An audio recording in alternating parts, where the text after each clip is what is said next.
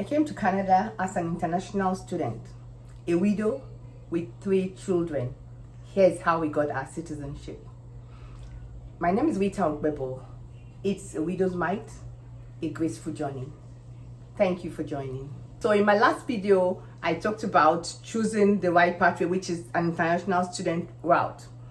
This time around, we'll be talking about the pathway to permanent residence. So it's going to be work permit, then permanent residence, and of course, citizenship. I will tell you everything on this video. Please stay connected. Like I said, it's a series. Please follow through and watch the following videos after this one. Now, we've landed. Beautiful. I came in as an international student with 3 children, started my pathway here as an international student, and of course, the route is study your full years, stay in status means stay as an international student and finish your degree as at when due. Now remember, my children were part of me, and so I came in as an international student with family. So they were under, if I go out of status, if after 2 years I didn't graduate, my children will lose status too, because they are still international students like me. So everything I got, I had to push through to finish that degree. The truth is, it wasn't easy. There were times I thought, oh, are you sure I understand English? So, but you have to go for, learning how to do we write your English, writing English, not spoken English. So there are 2 different types of English, and most of us, we didn't know that. So the truth is, yes, we are here.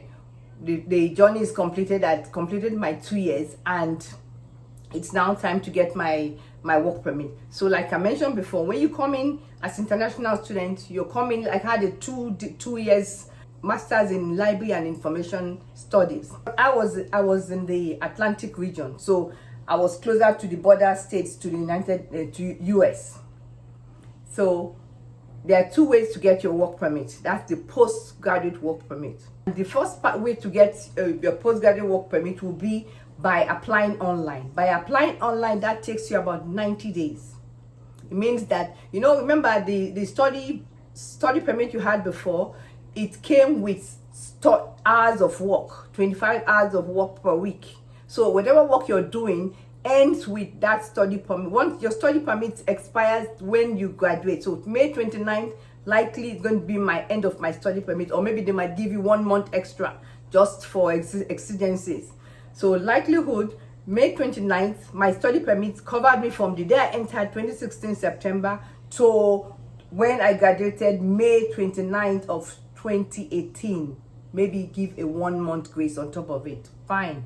So I finished my classes in April. So the other option, the other way to get your postgraduate work permit would be to go out of Canada and come in through any border point. So maybe you stop in Montreal, Toronto, or you coming through, border cities like Kellis. I went to Kellis because I was in Nova Scotia, Halifax. So I drove Kellis was about 6 hours.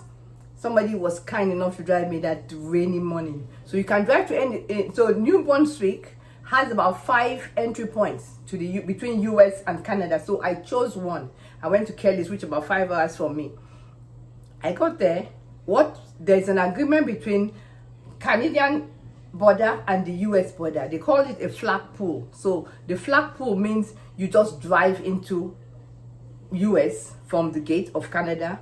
You get there, tell them, I'm going back to Canada. So they stamp you in as you enter US, even if you don't have a visa, because there's an arrangement between the 2 countries. Yeah, so you go in there, they know that, they'll ask you, what are you here for? In my own case, I had a US visa. So I felt I could just go in, but then they're like, what are you coming here to do? So I had a little encounter with them. Those guys in the border of US, they are always so strict. Like, my visa is expiring in about a week. I said, yes, but I've been here for a while. I was a student. They check everything. But the guy wasn't convinced. He said, did you just finish? You said you just finished your course. I said, yes. Are you coming to Flagpool? I said, actually, yes. Before you get to do Flagpool, now Flagpool means you are just using you're going out of Canada and you're coming back for them to stamp you a postgraduate work permit or to give you the document, what will it take to get your postgraduate work permit? You need your transcript. You need your Nigerian passport or whatever country passport you came in with as a student. And you need your study permit. That's the study permit that carries those work hours. Remember now, don't mistake it for the study visa. Your study visa can expire in your Nigerian passport. It doesn't matter. It's the study permit that keeps you in this country. And then you need a government issued ID card. So either your driver's license or maybe your state ID, your provincial ID. And I went in there again. There was a scenario. So I had not paid my full tuition. Remember I said in my last video, I had not finished paying my tuition. So I have no right to a transcript. So I asked my department. They were like, oh, Rita, they can't give me a transcript. So I asked FGS, that's the Faculty of Graduate Studies. I said, okay, you know what I did? I prayed. Then I printed out a transcript, the one they wrote void on top, from my DAL account, my school account. So I just printed it. I prayed over it. I took a letter saying, I am a mom with 3 children. I have not finished paying my tuition. That letter was going to appear to them if they insist that I must get an original transcript. So you know, remember the one I printed is a void one. The school also wrote me a letter saying, oh, Rita is just graduated, but she had not finished. So I took all those things with my Nigerian passport and everything, went to the border. So when we got there, see the way God works. I told you guys that I am a woman who God has helped. We got to the border. Guess who was at the border point? It was a rookie. This guy just started working, young boy, young man. And his boss was backing us, doing something, you know, I could see his boss's back. And the guy he asked me he said, where are your 3 documents? I showed him my void transcript. I showed him my Nigerian passport, and I showed him my study permit. He looked at them, said, okay. And then he told his boss, he said, oh, the boss said, what does she have? He told him the 3 things. So, oh, go ahead. He didn't see the void in the transcript. And he was like, pam. He gave me he gave me, I had to pay, I think about 130 or something, some amount with their POS. And then he gives you your postgraduate work permit. Now, the next step is going to be postgraduate work permit. How long does it keep you legal in Canada? So if you did a 2 years degree, which I did, I have a 3 years postgraduate work permit. If you did a 1 year degree, you have a 1 year postgraduate work permit. If you did a 3 years degree, you have a 4 year. So that's the way it runs. So I think the minimum is 1 year. I'm not sure. So, but for me, I got a 3 years postgraduate work permit. Now, remember, this also covers my 3 children. So that's how we got our work permit. After work permit, what next? So in Canada, there are various ways to, there's the pathway from being international student to be a worker, where I am now. I got my postgraduate work permit. Now, you could stay on that postgraduate work permit for 3 years, but that's how long mine was. So, but the thing is, how would you move from being a worker in Canada and, you know, going to getting your permanent residence? Because that is the next step. So for me, I remember that my 3 children, one of them had just graduated from high school. Now, he had the privilege of going to do a diploma in US, because he had a US visa. Now, the other one is graduating with me, the girl, the second child. She graduated, both of us graduated together that year. She was graduated from grade 12, I graduated from DAL, my master's. So I said, if I stay on this postgraduate work permit for 3 years, it means that my children was going to university paying international differential fees. We'll come to that later.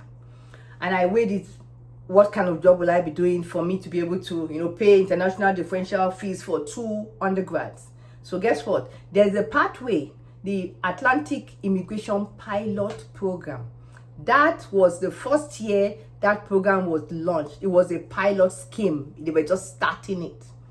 And so I said, you know what? So that was how I got connected to the International Center for Dalhousie University, because the school was always inviting the immigration to come and speak to international students about the different pathways they could used to get their permanent resident. So once I had the AIPP, I said, no, Rita, this is your catch. So guess what? By October of my first year, end of my first year in school, I got selected. I don't know how. We had to do some essays. So we are among the first 150 students that were selected for the first time of that scheme. I won't forget. It was like this scheme was made for me, Rita. So I grabbed it. I was always going for those immigration workshops, and eventually, what do I need to do? Use the Atlantic Immigration Pilots scheme for my route to getting my permanent residence for me and my 3 children. I needed to get a designated employer. A designated employer is somebody who, a business owner, it doesn't matter what size of business you run, who is working with immigration to employ international students and help them get their permanent residence. So what happens once you get your postgraduate work permit, when I got from the border, immediately I start scouting. Now, there's even a long list of over 300 organizations. Now, the main catch would be that you must have schooled within the Atlantic region. Now, the 4 provinces that makes up the Atlantic region is Nova Scotia, New Brunswick, Prince Edward Islands, and Newfoundland and Labrador. So you must have school in any of these 4 provinces. That was the first thing. That's why it's called the Atlantic Immigration Pilot Program. Secondly, you must have graduated. They don't care if you've graduated. Then thirdly, you will get a designated employer. An employer who is now working with immigration to employ students, to employ students into their workforce to help them. And the employer must start the process once you get the job. You don't have, in fact, it's supposed to be like you work for 3 months, but for my own, the one I got this employer miraculously, who said, Rita, as I started 1st of February, he said, what do you need for me to do to help you get your PR? By 4th of March, this guy had applied for me. That's my journey.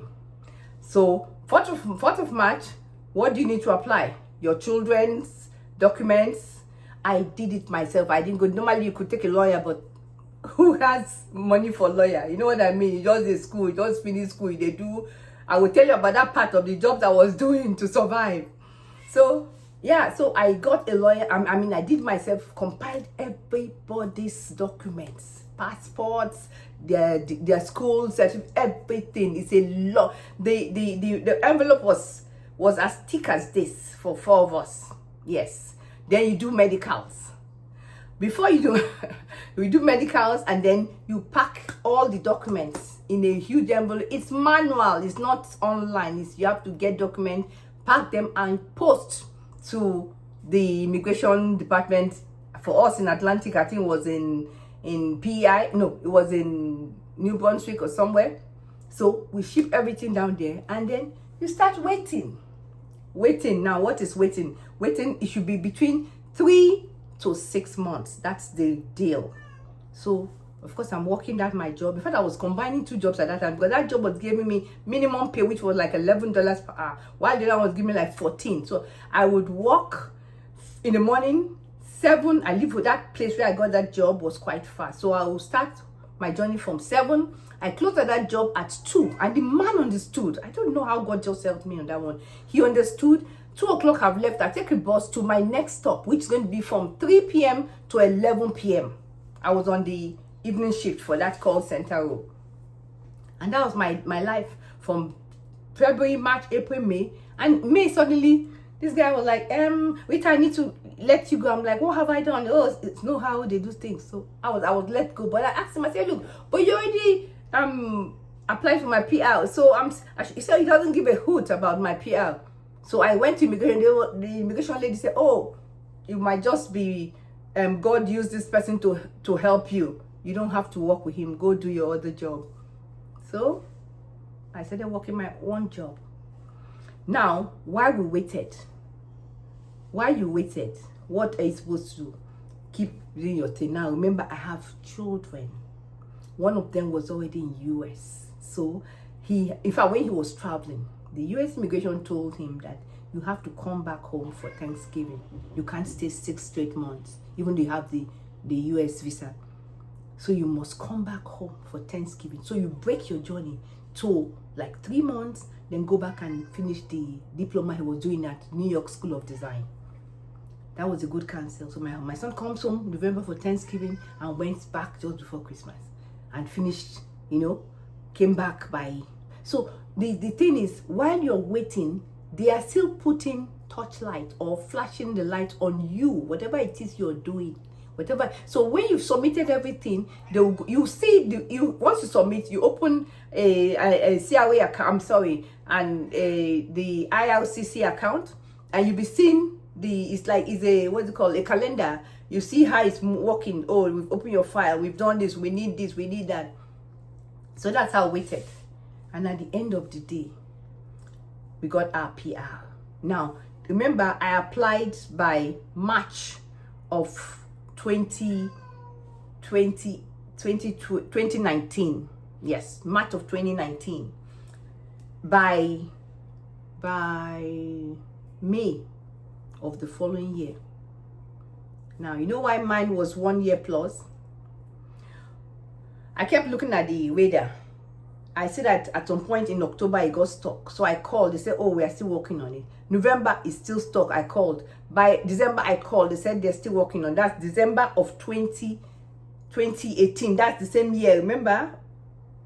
And sorry, 2019, yeah. So by January 7th, I got an email. The email stated this. It says, I have a copy of the letter somewhere on this this screen. The email stated that, or a mail, and I got it in my box, a soft copy. It says that they did the medical. When I did my medicals, they realized that I had Fuchs dystrophy. That means when I did my eye test, I couldn't read the thing, and they said that needs surgery.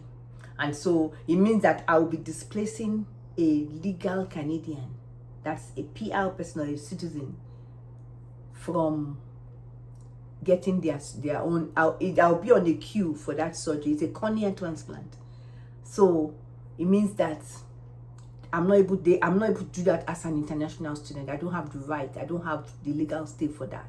So they are giving me 90 days. This letter came to me by January 7th of 2019. 2020, sorry, January 7th of 2020. And so I had to, guess what? Either get a lawyer to help me pursue it. But the first thing I did was to go to the International Center. Because even though I've graduated, I'm still a part of them. They said, oh, Rita, you know what? This is not something we can handle by ourselves. We need to get you a lawyer. So they gave me a list of about 4 lawyers to approach, but they are not going to bear the cost of that. I said, fine. So I immediately called them. I went in for a consult, and they told me it's going to cost me about 4,000 Canadian dollars.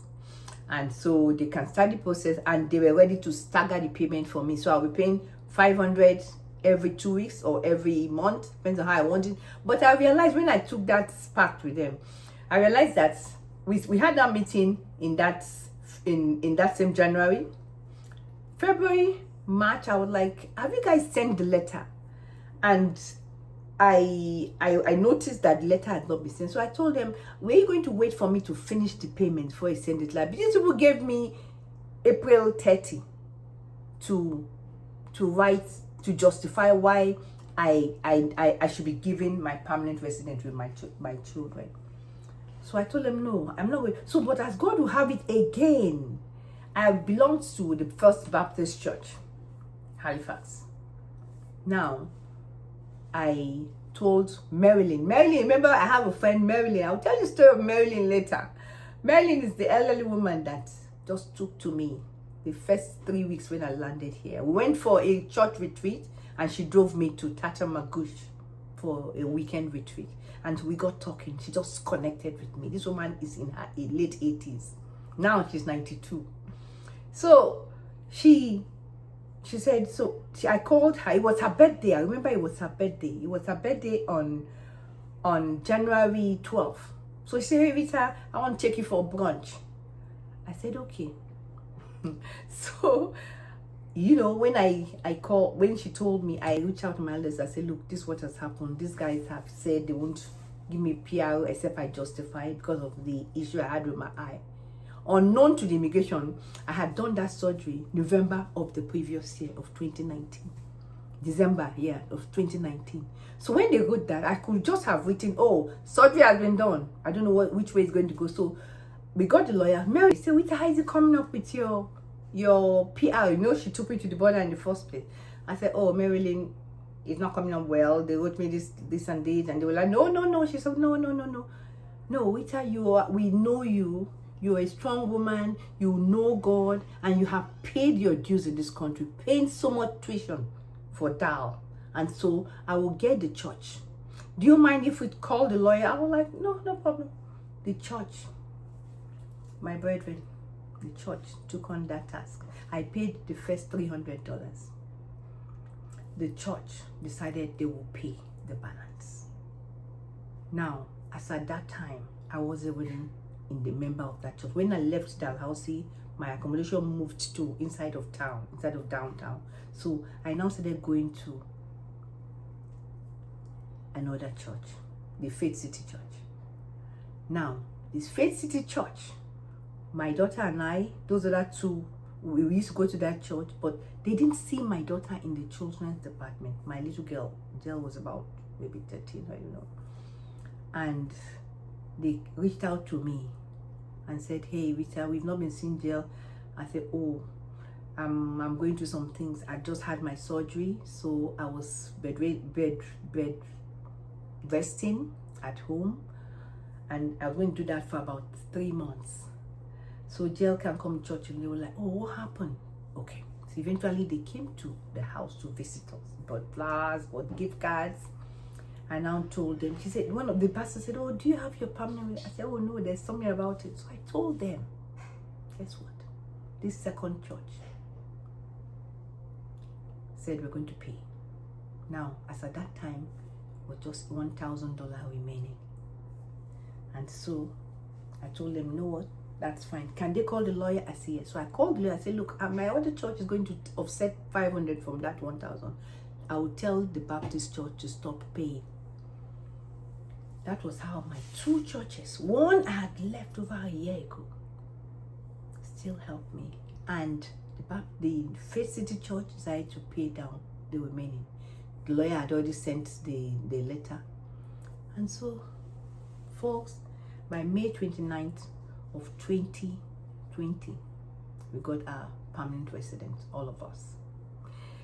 I'm saying this here because, again, I will always deviate to being able to honestly tell your story to who is available. For me, I had a lot of church members who were still reaching out. I served in the church. In fact, at the point, the First Baptist Church said they wanted to make me a deaconess. I was like, I don't know about that for now because I am transiting. I don't know if I'll leave Halifax and move to another city. So I don't want to, here, church is not just membership everywhere. No, you are in the records. So you have to be fair. I told them, no, not now. Give me some time. Faith City, I just said I attended that church after I'd left, so that within the last 1 year, I found help. Like I'm telling you this now, trust me, that situation you're going through, you will find help. Just say the word, ask. And remember me, I am always praying. I have the God factor that has kept me on this journey. I told you the first time when I went for the retreat, for my personal retreat after I lost my husband 1 year after, when he told me to leave the small church, go to a bigger space and all that, he told me something. God said something. I will never leave or forsake you. It's in the Bible, but he said something. He said, Rita, even if you make an error in this journey of widowhood, I will turn it for good. Brethren, I've made errors. We are human. So that's how we got our permanent residence. May 29, 2020.